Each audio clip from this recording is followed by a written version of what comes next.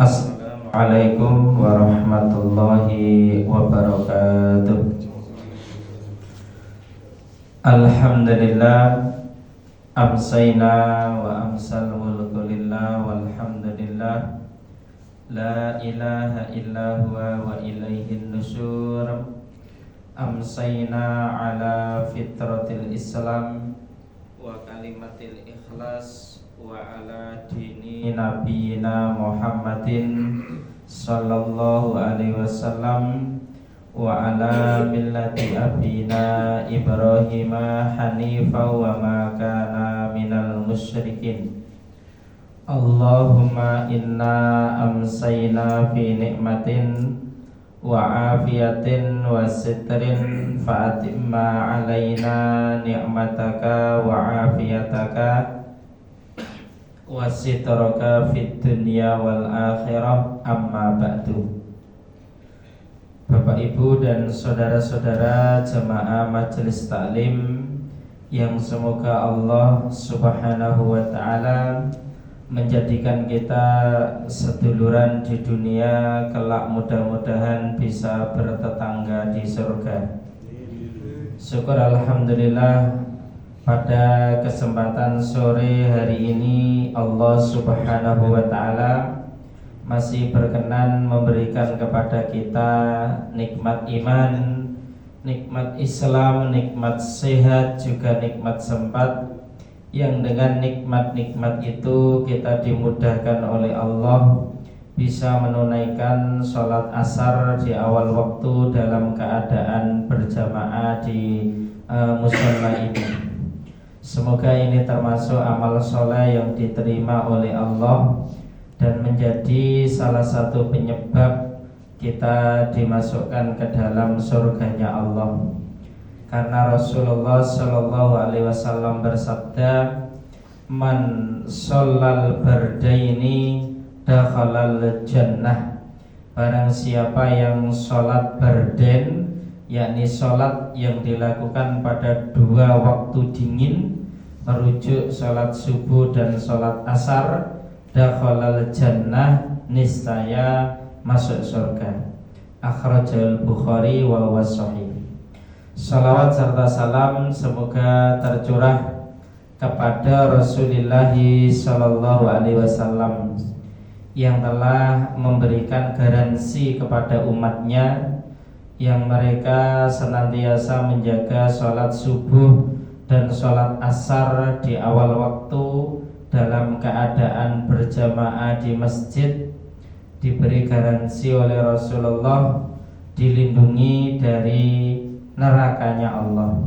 Layyali jannara ahadun shalla qabla tulu'i syamsi wa qabla ghurubiha. Tidak akan masuk neraka orang yang senantiasa sholat sebelum terbitnya matahari dan sholat sebelum tenggelamnya matahari. Sholat sebelum terbitnya matahari yang dimaksudkan dalam hadis itu adalah sholat subuh, sedangkan sholat sebelum tenggelamnya matahari adalah sholat asar. Sehingga kita berharap dan berdoa kepada Allah, semoga Allah paring keistiqomahan, kekuatan kepada kita untuk bisa menjaganya secara istiqomah sampai kita menutup mata, sampai kita diwafatkan oleh Allah dalam keadaan husnul khatimah. Allahumma amin. Bapak Ibu dan saudara-saudari jemaah majelis taklim yang semoga Allah merahmati kita semua. Tema kajian kita pada kesempatan sore hari ini, kita mengambil judul ketika berusia 40 tahun ke atas. Tema ini sengaja saya pilih soalnya bapak-bapak terhormat yang kami hadapi ini saya lihat kok kebanyakan umurnya 40 tahun ke atas, kecuali yang masih kurang dari itu ya.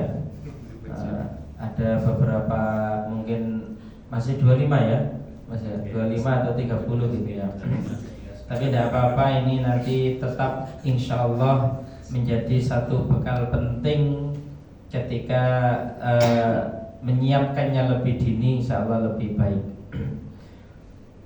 dalam perjalanan usia manusia, yang usia manusia yang secara khusus disebut oleh Allah dan mendapatkan apresiasi khusus memang ketika berumur 40 tahun.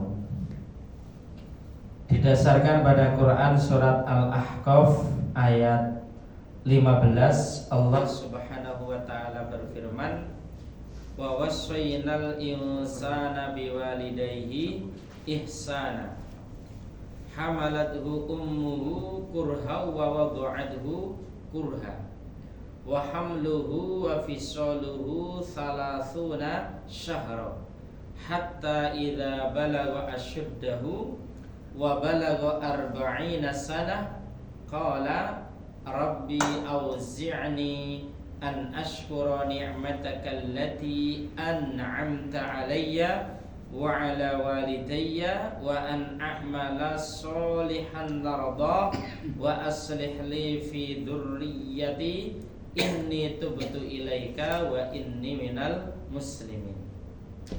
Al-ayah au kama qala wa wassaynal insana biwalidayhi ihsana, dan kami telah mewasiatkan atau telah kami perintahkan kepada manusia untuk berbuat baik kepada kedua orang tuanya. Hamalathu ummuhu kurha wa wada'athu kurha, ibunya telah mengandungnya, ya, letih di atas letih atau payah di atas payah. Wa hamluhu wa fisaluhu thalathuna syahra, ibunya itu kemudian menyusuinya sampai menyapihnya, ya, dari mulai usia wa hamluhu, mengandungnya, kemudian menyusuinya sampai kemudian menyapihnya, itu selama salasuna syahra, selama 30 bulan, ya, usia dari mulai mengandung sampai kemudian melahirkan, kemudian merawat menyusuinya sampai selama 2 tahun, itu usia persusuan yang sempurna, ya, itu salasuna syahra, semuanya jumlahnya 30 bulan. Hatta idza balagha asyuddahu, sehingga ketika sampai pada usia yang dewasa, hatta idza balagha asyuddahu, bagaimana itu, Mas? Hatta idza balagha asyuddahu wa balagha arba'ina sanah, dan ketika usianya mencapai 40 tahun. Nah, ini yang kita sebut tadi, di antara perjalanan usia manusia yang diapresiasi oleh Allah secara khusus dan disebut oleh Allah secara khusus ketika usianya 40 tahun. Qala, ia berdoa, Rabbi auzi'ni an ashkura ni'mataka allati an'amta alayya, wahai Rabbku, tunjukkan kepadaku, Rabbi auzi'ni an ashkura ni'mataka allati an'amta alayya, agar aku bisa mensyukuri nikmat-nikmatmu yang telah engkau berikan kepadaku, wa ala walidayya, dan juga kepada kedua orang tuaku, wa an a'mala sholihan tardahu, dan tunjukkan kepadaku agar aku bisa melakukan amal soleh, wa aslih li fi dzurriyyati, dan perbaikilah anak turunku, inni tubtu ilaika wa inni minal muslimin, sungguh aku bertaubat kepadamu dan aku termasuk orang-orang yang berserah diri. Sehingga ini satu, ada doa khusus yang diajarkan oleh Allah khususnya kepada hambanya yang usianya 40 tahun ke atas, dan ini mestinya doa yang mesti harus dihafal dan selalu terlafadzkan entah itu habis sholat tahajud atau habis sholat duha, atau saat kita sholat itu, saat kita sujud kita membaca doa itu, atau itu kita baca di setiap habis sholat wajib juga bisa, karena ini doa khusus yang secara khusus Allah ajarkan kepada hambanya ketika hambanya usia 40 tahun. Alhamdulillah saya sudah hafal karena usia saya sudah 47 ya. Hingga bagi bapak ibu yang sudah usia 40 tahun ke atas ini baik sekali untuk dibaca dan dihafalkan. Pertama, ada beberapa poin penting pertalian tentang ayat ini. Yang pertama adalah bahwa perintah untuk berbuat baik kepada kedua orang tua kita, ya, ini termasuk perintah yang agung dan pokok. Bahkan kalau kita kaitkan pada ayat-ayat lain seperti Quran surat Al-Isra ayat 23, wa qadha rabbuka alla ta'budu illa iyyah wa bil walidaini ihsana.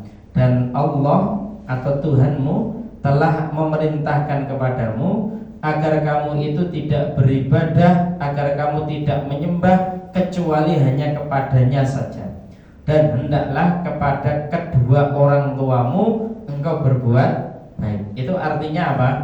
Artinya perintah Allah kepada anak supaya anak itu berbuat baik kepada kedua orang tuanya itu setelah perintah mentauhidkan Allah, setelah perintah untuk menyembah hanya kepada Allah.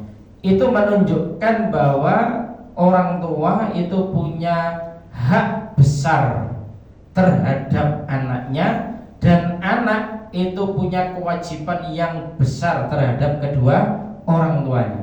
Sampai-sampai Allah memerintahkan seseorang itu berbuat baik kepada kedua orang tuanya setelah perintah untuk beribadah kepada Allah.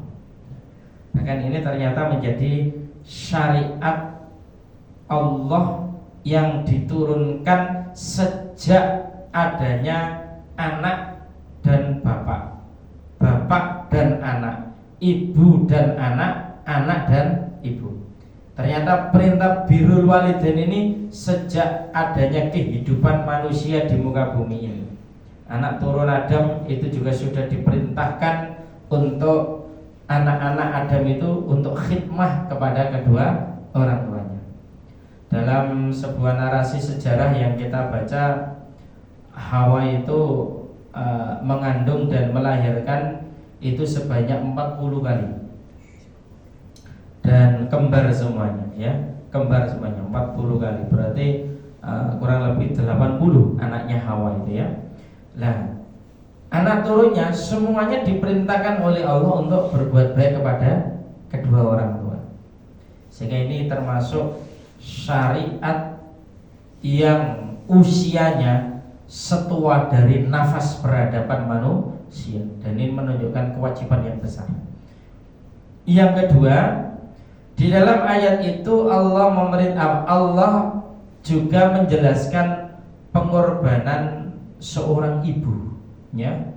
Hamalathu ummuhu kurha wa wada'athu kurha wa hamluhu wa fisaluhu 30 syahra. Ibu itu mengandung anaknya letih di atas letih, payah di atas payah. Sehingga dari sinilah kemudian ada penjelasan kenapa doa ibu itu lebih dahsyat daripada doa bapak.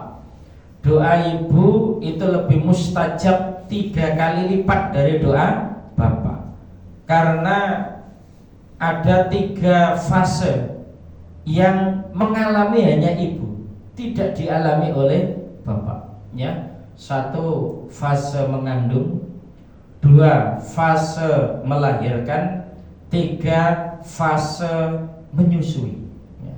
Dan ini yang melakukan adalah ibu. Sehingga ibu itu memang harus banyak berdoa. Bapak juga banyak berdoa. Prinsip umum bapak ibu harus banyak berdoa untuk anaknya. Secara khusus seorang ibu harus lebih banyak doanya untuk anaknya.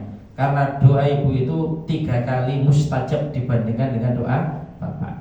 Makanya dalam hal masalah siapa seseorang yang paling saya pergauli secara baik, tanya sahabat kepada Rasulullah. Rasulullah menjawab, ummuka. Ditanya lagi, jawabnya Rasulullah, ummuka. Ditanya lagi, Rasulullah jawabnya, ummuka. Summa abuka. Ibumu, ibumu, ibumu 3 kali, baru bapakmu. Nah, ini ayat ini juga mengandung pelajaran demikian. Kemudian yang ketiga, ya, kenapa kok kemudian usia manusia yang disebut secara khusus oleh Allah itu usia 40 tahun? Ada apa dengan usia 40 tahun? Ternyata usia 40 tahun itu ada apa-apa Bapak Ibu ya. Ada apa-apa ya. Yang pertama, Imam Asy-Syaukani menyebutkan bahwasannya tidak ada satupun nabi atau rasul yang diangkat oleh Allah menjadi nabi dan rasul kecuali usianya adalah 40 tahun ya. Disebutkan secara jelas di antara Nabi Musa itu diangkat menjadi nabi dan rasul itu ketika usianya 40 tahun. Nabi kita Muhammad SAW juga istilahnya sekarang itu dilantik ya, diberi SK menjadi nabi dan rasul ketika usianya 40 tahun ya. Sehingga Imam Asy-Syaukani mengatakan hampir seluruh nabi dan rasul ya, yang mereka adalah manusia-manusia pilihan Allah, itu dijadikan sebagai nabi dan rasul itu ketika usianya 40 tahun. Nah, usia 40 tahun ini adalah usia yang matang di dalam berpikir dan bersikap untuk memutuskan sesuatu perkara di dalam kehidupan seseorang. Usia 40 tahun itu kalau diibaratkan lampu lalu lintas, itu warnanya itu kuning semu-semu merah ya, kuning semu-semu merah. Kenapa kok kuning semu-semu merah? Karena Rasulullah mensabdakan a'maru ummati ma baina sittina was sab'ina wa aqalluhum may yajuzu duna dzalik. Umur umatku itu berkisar antara 60 sampai 70 tahun. Yang melebihi dari usia itu ada, tapi jumlahnya itu sedikit ya, jumlahnya itu sedikit. Sehingga ada di antara para ulama yang memberikan penjelasan ya, ketika seseorang itu telah berusia 40 tahun ke atas, kok akidahnya semakin baik, ibadahnya semakin baik, akhlaknya semakin baik, terhadap keluarganya semakin baik, terhadap tetangganya semakin baik, terhadap sahabatnya semakin baik, insya Allah dia calon penghuni surga ya. Ini yang menjadi tetenger dan barometer itu, parameter itu usia 40 tahun di atas. Kalau dia semakin baik hablum minallahnya, semakin baik hablum minannasnya, dia calon penghuni surga. Namun kalau usia 40 tahun itu akidahnya gak kunjung baik, ibadahnya gak kunjung baik, akhlaknya gak kunjung baik, ibaratnya sholatnya tambah amburadul gak karu-karuan, kadang sholat kadang tidak, dia yo tambah mau macem-macem sing dilakoni, ibaratnya yo tambah mendem, tambah madur, tambah main dan macam-macam. Itu padahal dia usianya sudah 40 tahun ke atas. Dia mesti harus hati-hati, jangan-jangan dia calon penghuni neraka. Apa yang menjadi dasar? Yaitu tadi a'maru ummati ma baina sittina was sab'ina wa aqalluhum may yajuzu duna dzalik. Umur umatku itu berkisar antara sittina was sab'ina, 60 sampai 70 tahun, yang melebihi dari usia itu ada, tapi jumlahnya tidak banyak. Lain daripada itu, Bapak Ibu yang dirahmati Allah, saudara-saudara, saudari-saudari yang semoga Allah merahmati kita semua, ya. Dalam kehidupan kita, ya, khususnya dalam hal makan dan minum, ya, usia 40 tahun ke atas dengan usia 40 tahun ke bawah itu kan berbeda. Model cara makannya, cara minumnya itu kebanyakan begitu, ya. Apalagi dia misalnya sudah ada semacam tanda-tanda sakit, bu kolesterol, bu asam urat, bu darah tinggi, ya. Usia 40 tahun ke atas itu cara makan sate barang ngono modalnya nggak pakai mulut tapi pakai pikiran, ya. Kate mangan sing gurih-gurih kok yang apa Pak? Kolesterol gitu, ya. Kate mangan sate rada akeh kok yang darah tinggi, kumat. Artinya itu pakai pikiran, nggak langsung pakai mulut, ya. Beda ketika kita umur 33 tahun gitu kan, daldel modelnya, ya. Daldel, ya. Ibaratnya sop buah sak mangkok melebu, ya. Sate 30 tusuk yang melebu dan tidak ada kekhawatiran. Artinya ketika makan itu langsung dengan mulutnya tanpa pikiran. Nah, ini juga terjadi dalam kehidupan sosial kita. Dan itu memang menunjukkan untuk kemudian usia 40 tahun ke atas itu memang usia yang harus sudah berhati-hati, harus ada niat untuk memperbaiki diri agar lebih baik. Sehingga dari niat semangat untuk memperbaiki ranah akidah, ranah ibadah, ranah akhlak, ranah muamalah, dan pendek kata hablum minallah hablum minan nas, agar itu bisa sempurna dan baik, itu butuh pertolongan Allah. Di antaranya apa? Doa ini. Sehingga ada 5 kandungan penting yang ada di dalam doa ini. Apa 5 kandungan penting itu? Yang pertama, kita minta kepada Allah agar kita itu Rabbi auzi'ni an ashkura ni'mataka allati an'amta alayya. Kita minta kepada Allah agar kita itu diberi rezeki, diberi ilham, diberi bimbingan untuk mensyukuri nikmat-nikmat Allah. Karena rata-rata usia 40 tahun ke atas itu rata-rata Bapak Ibu wis angsal nikmat Allah kuwata rata-rata, ya. Siji rata-rata wis mapan, dalam arti wis di bojo, ya. Rata-rata laki-laki umur 40 tahun lah wis di bojo tuh Pak, ya. Punya istri yang wanita juga punya suami. Jadi anak tahu umur 40 tahun belum duwe bojo. Nduk kene Pak. Ana Pak, ya. Agak ada, alhamdulillah, ya. Soalnya nanti ono pandangan sing ekstrim, ya. Pandangan sing ekstrim yang saya ingat itu ajaran dari guru-guru pesantren. Ada kiai atau ustadz pesantren itu mengatakan begini, kate ono alumni pondok. Nah, ini sebutan alumni pondok ya tidak terbatas alumni pondok, ya. Kate ono alumni pondok atau mungkin alumni sekolah, ya. Usia 40 tahun ke atas dia misalnya durung rabi, secara ekonomi morat marit amburadul dan macam-macam. Terus model akhlaknya juga gak karu-karuan, ya. Nek kaitannya ekonomi tidak jadi tumpuan utama, ya. Soalnya nanti kalau dia sabar juga tetap dia mulia, ya.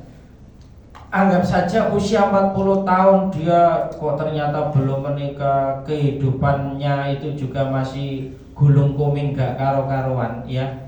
Besar kemungkinan dia masih membawa dosa sosial. Apa dosa sosial yang kemudian punya implikasi dari ketidakpastian dalam kehidupan itu. Satu, dia mungkin masih punya dosa kepada kedua orang tuanya belum memaafkan dan meridhoinya. Yang kedua, bisa jadi dia masih punya dosa sosial kepada gurunya dan gurunya belum memaafkan dan meridhoinya. Kalau itu memang terjadi, segera didatangi, diislah, meminta maaf dan meminta ridho. Rata-rata usia 40 tahun itu sudah banyak nikmat-nikmat Allah yang diberikan kepada hamba. Ya, mungkin punya istri, punya anak, punya kendaraan, punya rumah, dan macam-macam dari berbagai macam nikmat-nikmat yang Allah telah berikan. Makanya karena sudah banyak nikmat yang Allah telah berikan, melalui doa itu meminta kepada Allah agar dibimbing untuk menjadi hamba yang bersyukur. Soalnya hamba yang bersyukur, ya, syukur dengan syukur yang sempurna, menurut para ulama itu harus memenuhi 3 rukun. Rukun yang pertama asyukru bil qalbi, syukur dengan hati. Rukun yang kedua asyukru bil lisani, syukur dengan lisan. Yang ketiga asyukru bil jawarih, syukur dengan anggota badan. Syukur dengan hati itu maknanya bagaimana? Satu, syukur dengan hati itu maknanya bahwasanya kita tanamkan dalam hati kita satu kepercayaan dan keyakinan bahwa seluruh kenikmatan hidup yang kita rasakan, seluruh kesuksesan yang kita raih itu adalah pemberian Allah Subhanahu wa ta'ala, karunia dari Allah Subhanahu wa ta'ala. Bukan karena kehebatan akal dan kecerdasan kita, bukan karena kehebatan akal kita di dalam memanajemen sesuatu, tapi kita yakini seluruh kesuksesan hidup, kenikmatan hidup yang kita rasakan karunia dan pemberian Allah Subhanahu wa ta'ala. Fadlum hadza min fadli Rabbi. Semuanya adalah pemberian Allah. Kados niki Nabi Sulaiman ya, Bapak Ibu. Nabi Sulaiman ini kan luar biasa. Beliau nabi, beliau rasul, beliau juga raja yang kekuasaannya membentang dari timur ke barat, utara ke selatan. Istrinya Nabi Sulaiman itu 99. Ya belum termasuk apa itu namanya auma malakat aimanuhum ya, budak-budaknya, belum termasuk itu. Ya, luar biasa kaya raya. Nabi Sulaiman itu kalau ditanya orang, ya, Man Sulaiman, awakmu kok sugih ngono man? Jawabnya apa? Jawabnya hadza min fadli Rabbi. Ini semua itu anugerah dan pemberian dari Allah Subhanahu wa ta'ala. Itu sesungguhnya ekspresi asyukru bil qalbi. Beda dengan Korun ya. Korun itu manusia yang hidup di zaman Nabi Musa.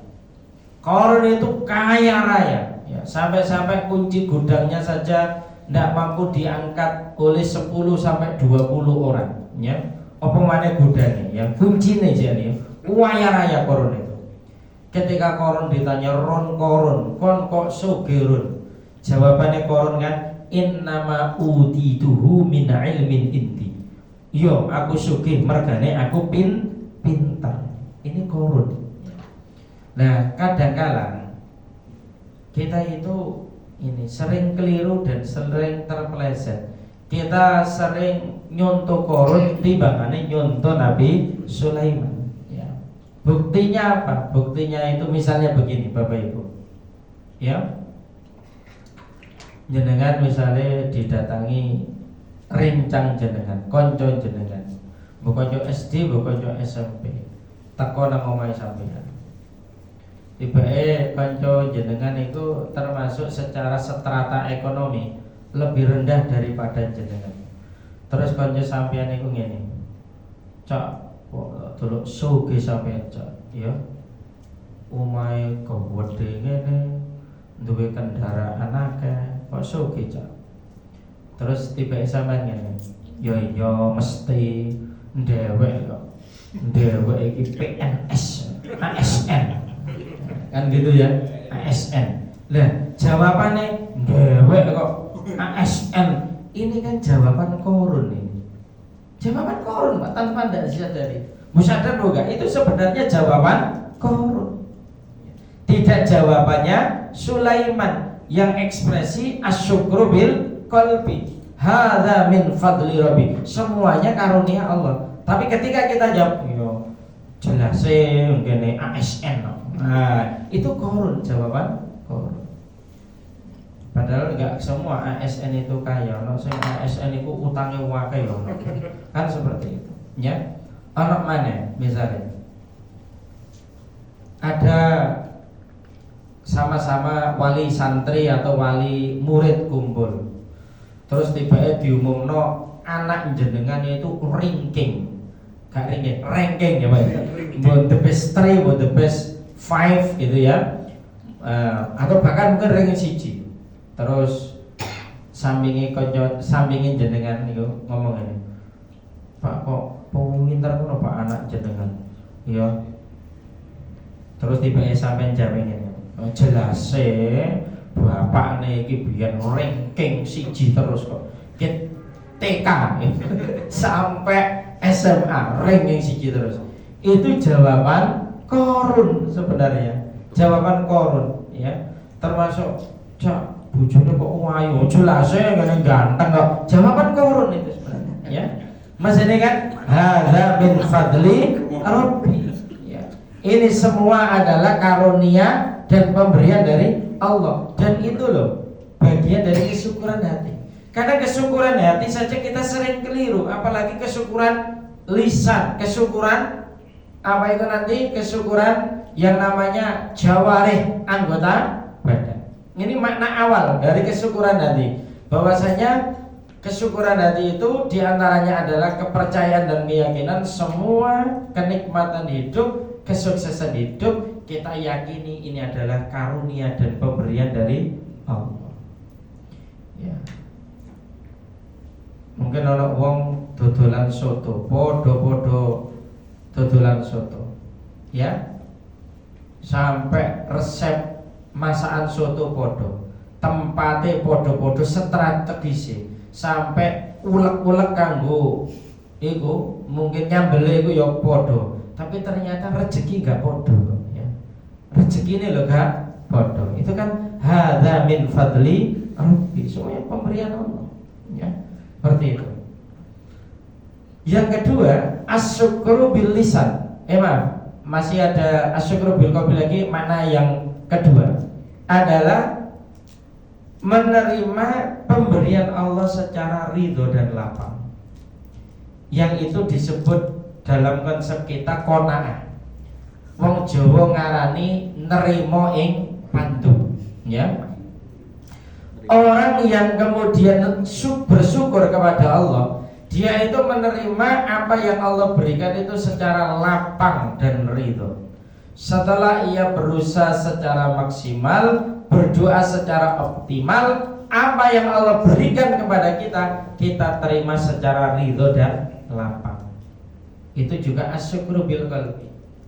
Dan orang seperti itulah nanti yang bisa menikmati hidup. Kita tidak bisa menerima secara ridho dan lapang terhadap pemberian Allah, ya. Duit piro ae kurang, Bapak Ibu. Kurang. Jabatan setinggi apapun ya kurang dan kurang. Kalau tidak bisa qanaah, tidak bisa menerima pemberian Allah secara lapang dan ridho. Sehingga kemudian kuwabe iku dikuasai, ya, kuwabe dikuasai. Nek iso kuwabe iku didol, dikapling, ya, lautan dikapling, ya. Apa mana sing dikapling? Langit durung. Nah, ini bahaya banget. Sehingga orang rakus itu kan tidak ada habisnya. Orang rakus itu lebih berbahaya daripada seekor serigala yang tidak diberi makan sehari atau 2 hari, ya. Kemudian serigala itu dilempar ke kandang domba. Paling pol serigala itu serigala gitu ya, hanya nguntal 1 wedhus. Iku wis warak, wis alhamdulillah warak wis ngono ya. Nek manusia yang tamak ya kabeh diuntal kabeh ya. Dan tidak ada habis. Ini bahayanya orang yang ramah dan tamak dan rakus ya, bahayanya ya. Makanya penting asyukru bil qalbi, menerima secara lapang, secara ridho pemberian Allah, dan itu yang bisa menikmati hidup ya. Selamanya tidak bisa menikmati hidup kalau tidak bisa qanaah. Sehingga asyukru bil qalbi suatu hal yang niscaya dalam kehidupan kita. Dan kita mohon kepada Allah agar Allah membimbing kita untuk bisa menjadi hamba yang bersyukur. Asyukru bil lisan adalah syukur dengan lisan, membiasakan lisan kita untuk mengucapkan kalimat-kalimat thayyibah. Membiasakan kalimat thayyibah, tasbih subhanallah, tahmid alhamdulillah, tahlil la ilaha illallah, takbir Allahu akbar. Mungkin juga bisa subhanallah wa bihamdihi subhanallah iladzim. Sehingga Nabi sampai memberikan satu busyra, kabar gembira. Kalimatani habibatani ila rahman, khafifatani 'alal lisan, sakilatani fil mizan, subhanallah wa bihamdihi subhanallah iladzim. Kalimatani habibatani ila rahman. Ada 2 kalimat yang dicintai oleh Allah yang Maha Pengasih. Khafifatani 'alal lisan, yang di lisan itu ringan untuk diucapkan. Sakilatani fil mizan, akan tetapi memperberat timbangan amal kebaikan. Subhanallah wa bihamdihi subhanallah iladzim. Maha suci Allah dengan memujinya, maha suci Allah yang maha agung. Ini ringan di lisan. Tapi nek mboten dibiasakno nggih mboten muni Bapak Ibu. Mboten muni. Makanya penting membiasakan subhanallah wa bihamdihi subhanallah iladzim. Usahakan kita zikir itu tidak hanya di masjid ya. Kita jalan-jalan pagi zikir, kita gowesan zikir, kita mungkin berangkat ke kantor zikir, kita mungkin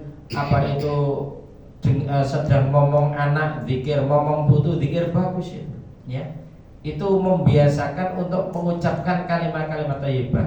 Karena ternyata kalimat-kalimat thayyibah itu kalau kita biasakan, kita ucapkan, ia itu naik ke langit dan kemudian mengelilingi arsy Allah dan menyebut nama kita. Sehingga kita mungkin di dunia bukan menjadi orang terkenal, tapi kita bisa terkenal di langit dengan amal baik kita. Siapa kok bisa terkenal di langit? Ya dengan amal soleh kita itu, yang kemudian baunya wangi itu, kemudian itu dikenali oleh malaikat-malaikat Allah. Ya, seperti itu. Dengan mengucapkan kalimat-kalimat thayyibah, harapan puncaknya mudah-mudahan nanti ketika kita itu sakaratul maut, kita itu dimudahkan oleh Allah untuk mengucapkan la ilaha illallah Muhammadur Rasulullah. Sedangkan man kana akhiru kalami la ilaha illallah dakhalal jannah, siapa yang akhir ucapannya la ilaha illallah dakhalal jannah, mesti masuk surga. Nah, di antara kebiasaan Allah ketika mewafatkan hambanya, Allah itu mewafatkan hambanya sesuai dengan apa yang menjadi kebiasaannya. Sesuai apa yang menjadi kebiasaannya. Nek kebiasaannya miso ya iso mari miso langsung mati ya iso. Ya. Karena memang kebiasaannya begitu. Ya. Banyak sekali cerita tentang ketika orang itu berada di kondisi kritis, ya, kondisi kritis. Ada satu penumpang pesawat ketika mau landing pesawat itu, tiba-tiba ada baling-baling pesawat yang merusak. Itu kan orang itu berucap sesuai dengan apa yang menjadi kebiasaannya. Orang sing teriak-teriak, "Mama, tolong mama," ngono ya. aduh biyung ngono ya. Ana sing astagfirullah, ya Allah, astagfirullah. Refleks itu. Apa yang menjadi kebiasaan. Miso-miso yo ono. Dalam kondisi seperti itu yang dikeluarkan umpatan ya ada. Sesuai kebiasaannya. Seperti itu. Nah, di antara kebiasaan Allah mewafatkan hambanya apa yang menjadi kebiasaan. Sehingga ada yang wafat saat tilawah Quran. Ono yang sing wafat itu saat mbuanting kopi, plok mati ya. Ono sing nyekat botol terus mati ya. Ada yang joget-joget, oke gas terus mati ya. Ada kan ya seperti itu. Ya, banyak ya. Sesuai dengan kebiasaannya. Makanya penting ini membiasakan lisan untuk mengucapkan kalimat-kalimat thayyibah. Ya. Yang ketiga, yakni asyukru bil jawarih, yakni syukur dengan anggota badan. Yakni mendayagunakan nikmat yang telah Allah berikan ini untuk dalam rangka untuk ketaatan kepada Allah dan Rasul-Nya. Ini yang pertama, kandungan dari doa itu. Sehingga ini ibaratnya itu apa ya? Nek coro sebagian orang itu doa ini saya ijazahkan, gitu Pak ya. Doa ini saya ijazahkan. Khususnya ya bagi bapak, saudara-saudara, ibu-ibu yang belum hafal doa ini, nanti setelah ngaji ini lebih baik dihafalkan. Karena ini doa khusus yang Allah ajarkan khusus kepada hambanya, khususnya yang umurnya 40 tahun ke atas. Surat Al-Ahqaf ayat 15 di tengah-tengah ya. Kandungan yang kedua adalah doa ini juga mengingatkan kepada kita tentang birrul walidin wa ala walidayya ya. Karena ternyata di antara kesuksesan hidup, baik sukses di dunia maupun di akhirat, itu adalah anak itu apik karo wong tua. Saya pernah membaca buku motivasi yang ditulis oleh pakar otak kanan, namanya Mr. Ray Santoso. Beliau namanya Ibu Santoso, kenal ya bapak-bapak, saudara-saudara yang nom Ibu Santoso, kenal ya? Ibu Santoso ini kan dikenal pakar otak kanan ya. Beliau itu kan motivator internasional ya, yang termasuk banyak mencetak pengusaha-pengusaha muda, pengusaha-pengusaha muda. Beliau itu banyak mencermati dari pengusaha-pengusaha muda yang telah beliau kader, beliau bimbing menjadi pengusaha-pengusaha sukses itu. Rata-rata yang kemudian pengusaha-pengusaha sukses itu, yang kemudian usahanya itu, kesuksesannya itu melejit dan melesat cepat ya.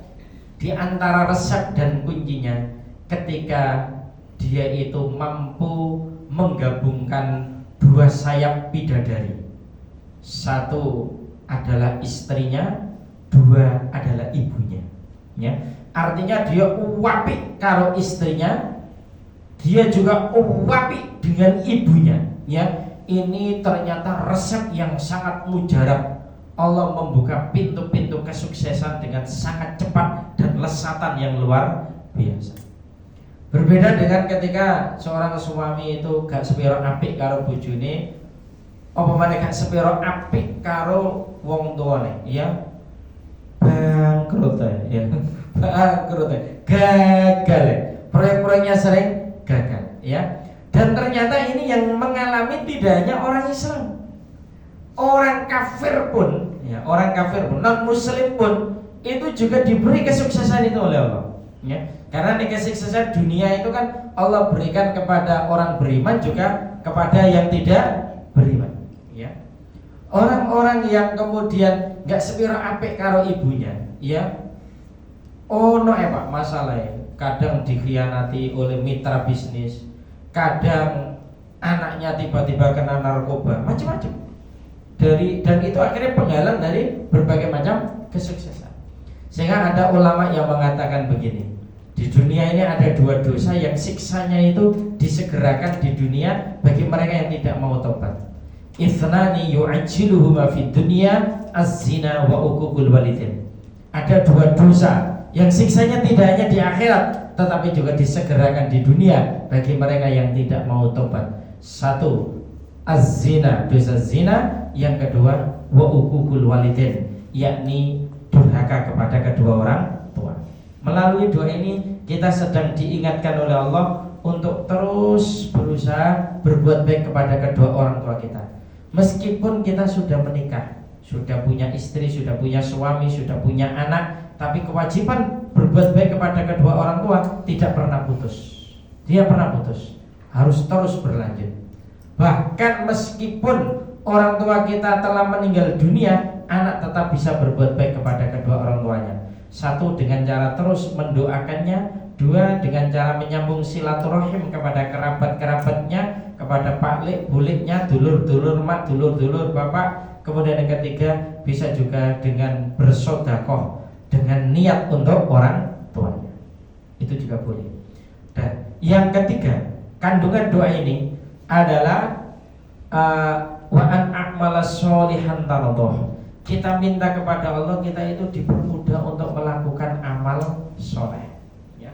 Sehingga dalam kehidupan kita kemudian dipermudah untuk selalu menjaga sholat wajib dengan berjamaah, dipermudah untuk setiap malam bisa sholat tahajud, dipermudah untuk terus bisa sedekah. Ini minta kepada Allah agar kita dipermudah untuk melakukan amal soleh.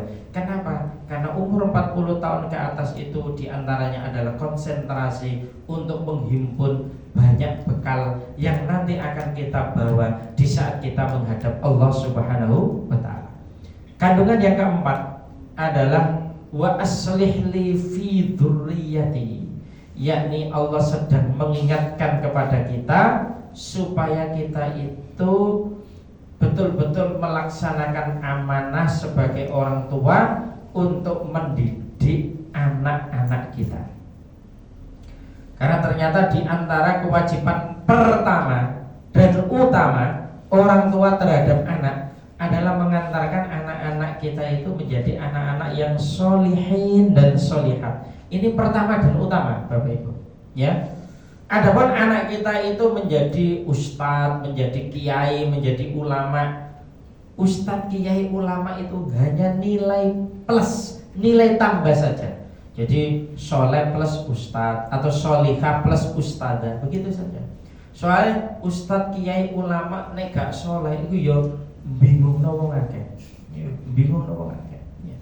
Anak kita kok taruhlah menjadi ASN atau bahkan mungkin menjadi lurah, camat, bupati, menteri, ya, anggota dewan atau mungkin gubernur, bahkan presiden sekalipun, jabatan-jabatan sosial itu hanya nilai plus saja, nilai tambah. Jabatan-jabatan itu loh kita buat-buat sendiri, ya.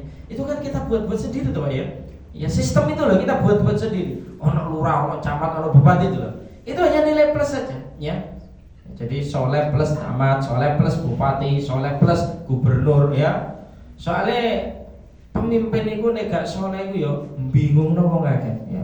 Gak kok rakyat, gak kok pemimpin bingung mikir rakyatnya, tapi rakyat bingung mikir pemimpinnya. Nek boten soleh. Seperti itu.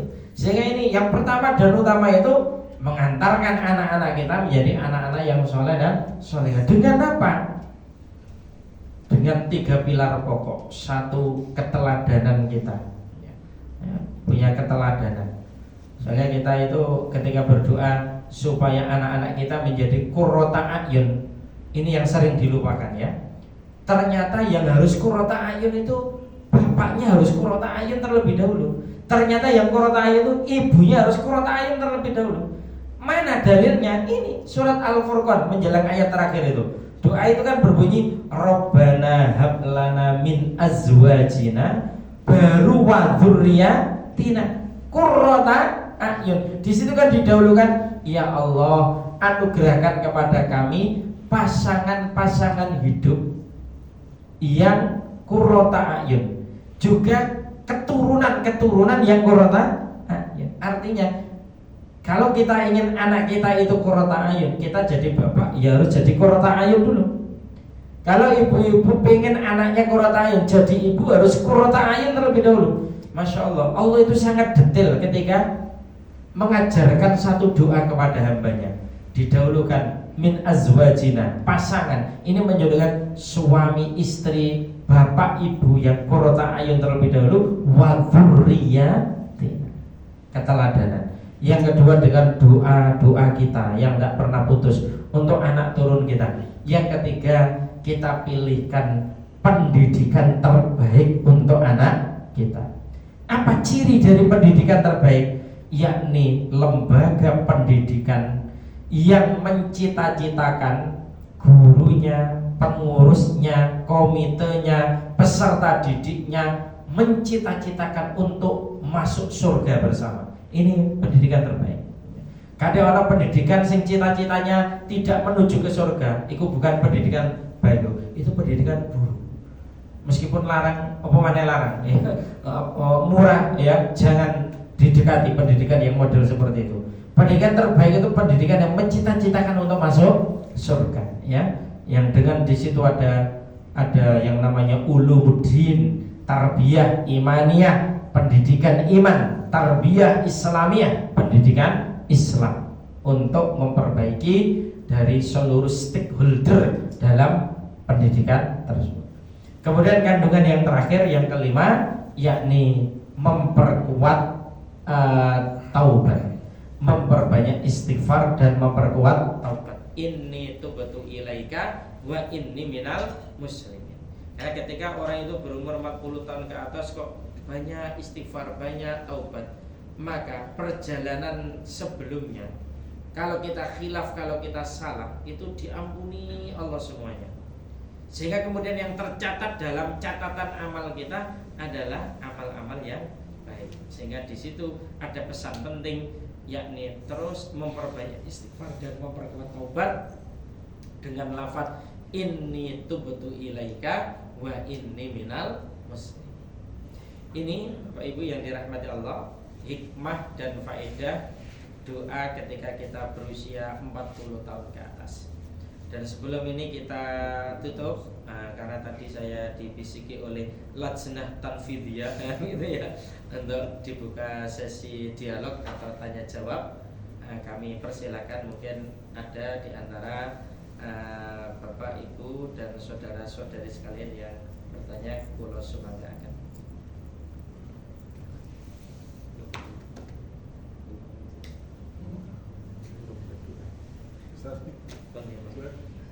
Kalimat-kalimat thayyibah itu sebenarnya peruntukannya yang tepat itu seperti apa ya? Seperti kalau kita yang saya tahu ya, saat kalau memang kayak kita mendapat nikmat kan berucap alhamdulillah, kalau mendapat musibah itu innalillahi kadang. Tapi ada suatu saat ada yang salah seorang pejabat kalau dilantik itu bilang innalillahi. Kalau suatu saat ada kehilangan suatu barang disuruh mengucap alhamdulillah. Yang tepat itu seperti apa? Ngeten Bapak, pertama aslinya untuk kalimat-kalimat thayyibah itu disunnahkan dan disyariatkan atau diperintahkan secara khusus ya. Nah, dalam kita merujuk pada hadis riwayat Imam Muslim, mengucapkan subhanallah, alhamdulillah, la ilaha illallah, Allahu akbar, itu kan dianjurkan dan disunahkan setiap pagi dan petang sebanyak 100 kali. Bahkan Nabi dalam salah satu riwayat itu disebut, Nabi itu pagi dan petang itu tidak pernah luput 100 kali untuk mengucapkan subhanallah walhamdulillah wa la ilaha illallah wallahu akbar. Jika para ulama menghimpun maksurat wirid kubro, wirid sugro yang itu dibaca setiap pagi dan zikir pagi dan petang. Bisa dibaca habis subuh, bisa dibaca habis sholat duha kalau memang itu pagi.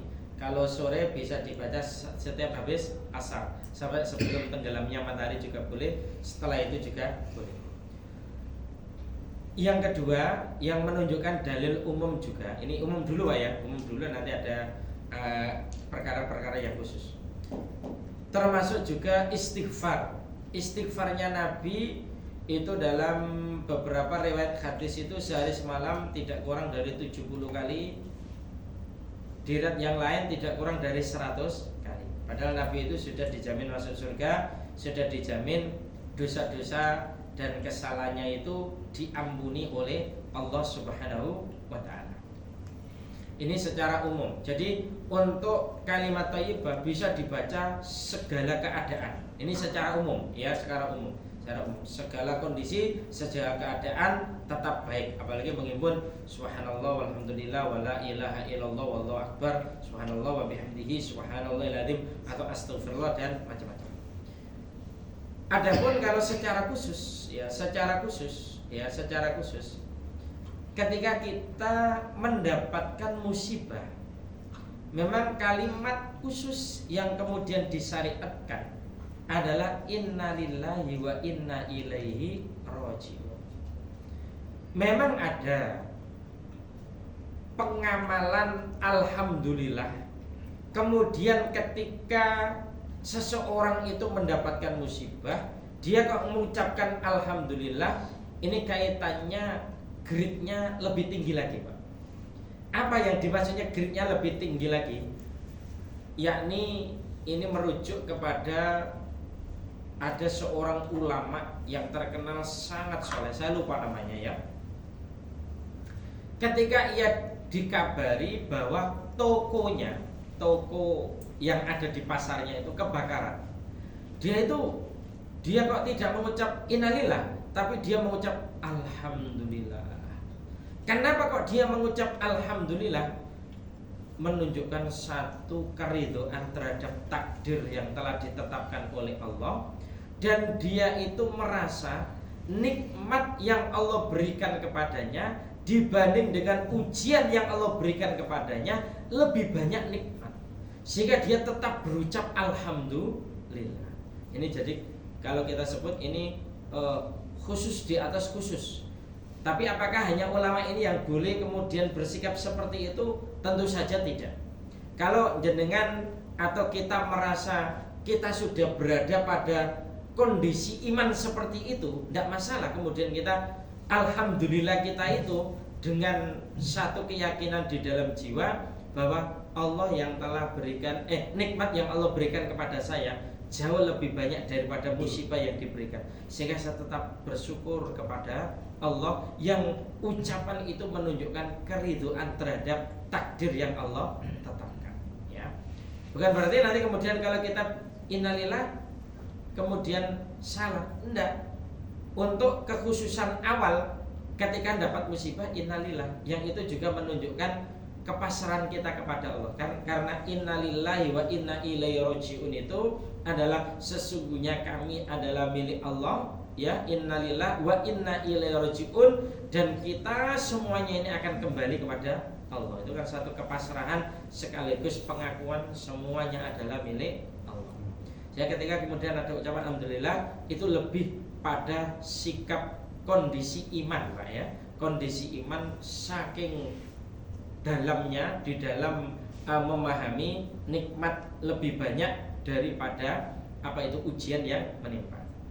Yang kasus seperti ini Bapak Ibu, kalau kita rujukkan sebagaimana ketika Nabi Ayub diperintahkan diminta oleh istrinya untuk berdoa agar Allah segera memberi kesembuhan. Dia kan kemudian mengatakan begini, saya malu berdoa minta sembuh kepada Allah.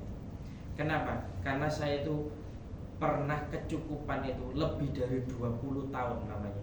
Pernah kaya lebih dari 20 tahun namanya. Masa saya baru diberi ujian seperti ini kok kemudian minta sembuh.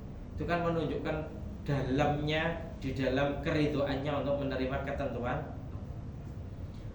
Kekhususan yang lain adalah ucapan masyiatullah, yakni masya Allah, kemudian dibarengi la quwwata illa billah.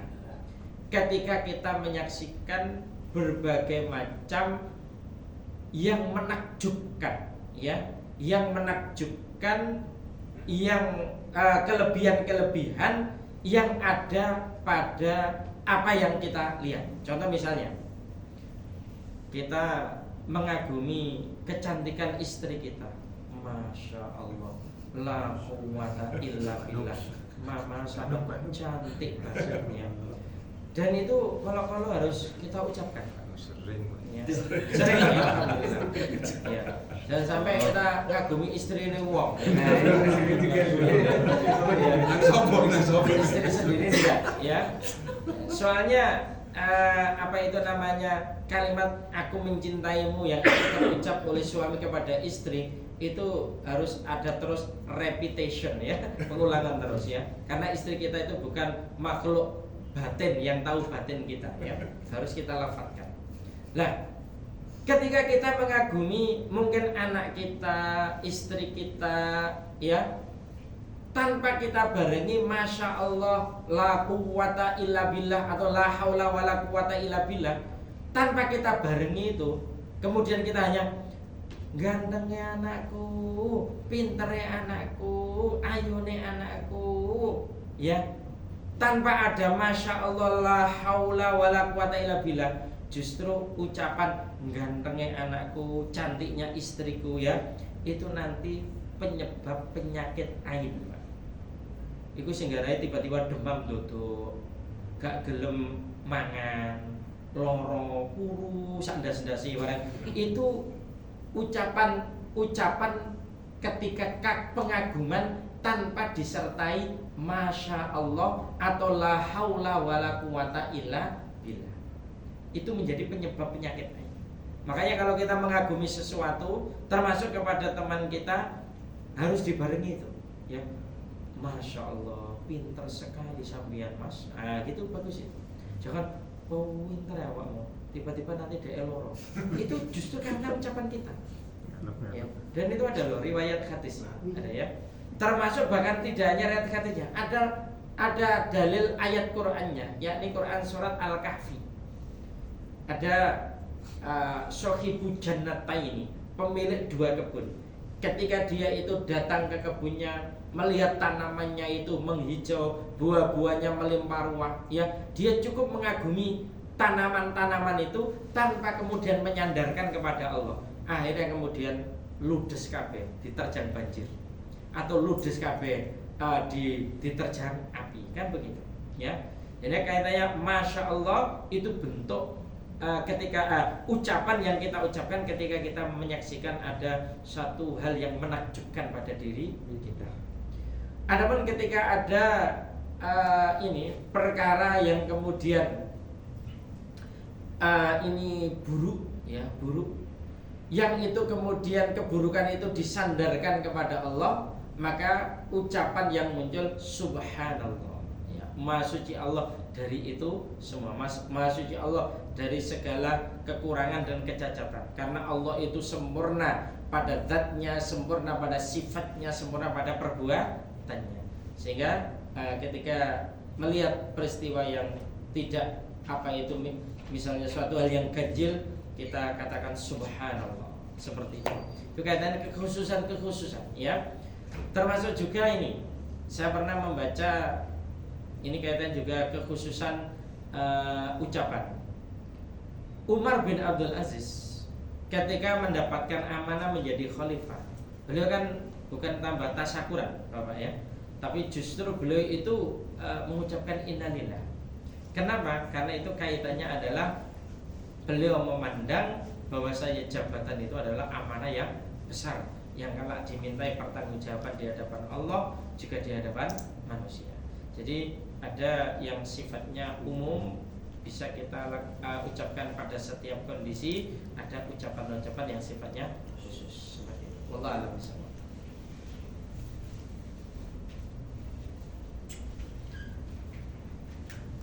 Benar balik. Baik, jika wonten berarti sampun. Mudah-mudahan bermanfaat, ya. Dan apa-apa yang benar saya yakin datangnya dari Allah. Jika ada yang salah saya istighfar kepada Allah. Dan kita akhiri dengan doa kafaratul majlis. Subhanaka Allahumma wa bihamdika asyhadu an la ilaha illa anta astaghfiruka wa atubu ilaik. Wallahu a'lam bishawab. Wassalamualaikum warahmatullahi wabarakatuh. Waalaikumsalam.